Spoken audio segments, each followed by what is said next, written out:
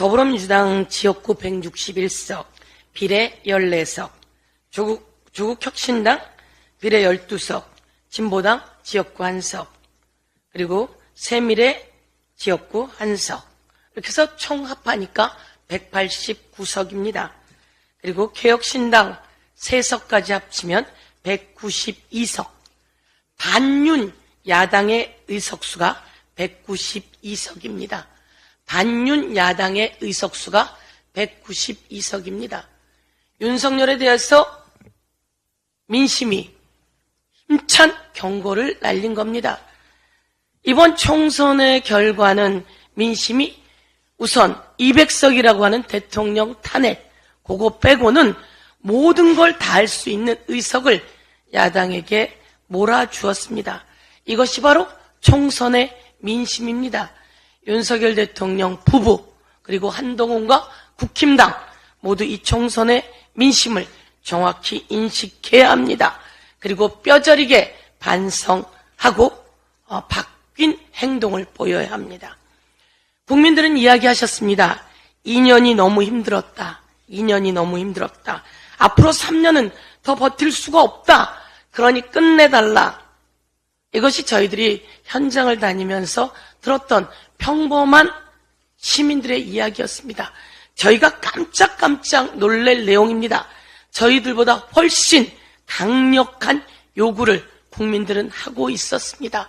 더불어민주당에게 힘을 몰아줄 테니 이번엔 끝내달라. 끝내달라라고 하는 의미가 무엇일까요?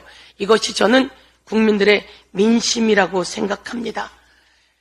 보수 언론조차 윤석열 부부를 공격하고 있습니다. 조선일보는 이렇게 이야기합니다. 윤석열 대통령 부부가 모든 문제의 시작이자 끝이었다라고 이야기를 합니다. 문제는 윤석열이고 문제는 윤석열 대통령의 부인이고 그리고 또 문제는 한동훈이었습니다. 국민들은 윤석열도 김건희도 마음에 안 드는데 한동훈은 더했다라고 이야기를 합니다. 한동훈이 이야기했습니다. 목련이 필 때면 김포가 서울시에 편입될 것이라고. 이따위 거짓말을 하고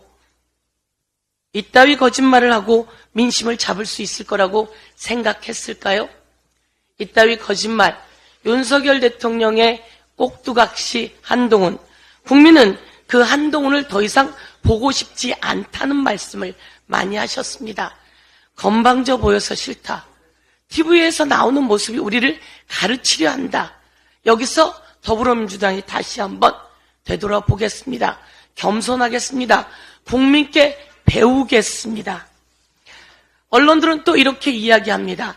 이번 총선 민심은 윤석열 대통령 사람과 생각 다 바꾸는 정치해라 라고 하는 거라고 언론은 경고하고 있습니다. 윤석열 대통령 사람과 생각 다 바꾸는 정치하고 야당과 소통하고 협치해라 라고 이야기하고 있습니다. 그런데 나오는 인사 이야기가 참으로 황당합니다. 비서실장의 원희룡 그리고 이상민 그리고 장제원 이야기가 나옵니다. 원희룡 양평고속도로 게이트의 주범 아닙니까? 그리고 윤석열 대통령의 꼭두각시 노릇하지 않았습니까? 이상민, 이태원 참사의 가장 핵심인 사람을 비서실장 이야기를 한다고요? 장제원, 이 사람 바로 윤핵관의 핵심 아닙니까? 어떻게 이런 인사의 이야기가 나올 수 있습니까? 아직도 대통령은 못 알아들으신 모양입니다. 아직도 대통령은 민심이 얼마나 무서운지 모르는 모양입니다. 그깟 5년 얼마나 대단한 거라고 무서운 걸 모르는 모양입니다. 이제 이 민심의 총선 결과는 그동안 하지 못했던 수사를 다시 해야 합니다. 고발사주 가장 중요한 문제입니다. 고발사주는 누가 그 핵심에 있었는지, 폭풍 카톡을 날린 한동훈은 왜 폭풍 카톡을 날렸는지 등 이와 관련해서 특검이 제대로 이루어져야 합니다. 국민들은 또 이야기합니다. 최수근 상병 관련한 특검 꼭 해 주십시오. 울면서까지 이야기합니다. 이번에 5월 국회에서 최수근 상병 특검 통과시켜야 합니다. 국민의힘도 협조하십시오. 그런데 대통령이 최수근 상병 관련한 수사 외압 등 관련해서 대통령실이 끼어 있는데 차마 거부권 행사하진 않겠죠. 저희들이 믿습니다.